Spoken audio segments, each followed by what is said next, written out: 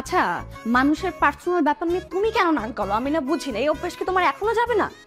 আর ঘটনা ঘটছে কালকে রাতে, তুমি আজকে আমাকে বলতেছো কেন? আমি সারা রাত ভেবেছি এই ঘটনাটা আমার কাছে গোপন থাক, কাকে বলবো কাউকে না বলি। কিন্তু সকালে যখন চোখটা খুলেছি তখন আমি ভাবলাম আমার বই তো আমার আপন, সে ছাড়া কে আছে আমার জীবনে? আমি তাকে বলবো না তো কাকে বলবো বলো?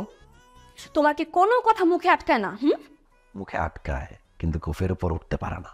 তোমাকে আমি শুধাতে পারলাম না, তোমাকে আমি শুধাতে পারবো না। শুধরাতে হবে না। শোনো না, আমার বসের গল্পটা বস কি করেছে জানো? আবারও কথা বলতেছো?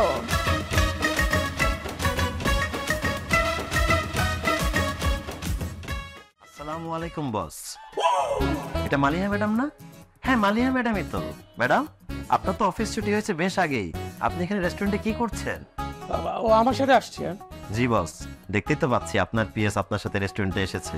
পিএস হওয়ার কি সৌভাগ্য বস, আপনার সাথে আসা যায়, বসা যায়, খাওয়া যায়। আই উইশ আমি আপনার পিএস হয়ে আপনার সাথে এখানে খেতে আসতে পারতাম। ওর সাথে আমার একটা মিটিং আছে। মিটিং?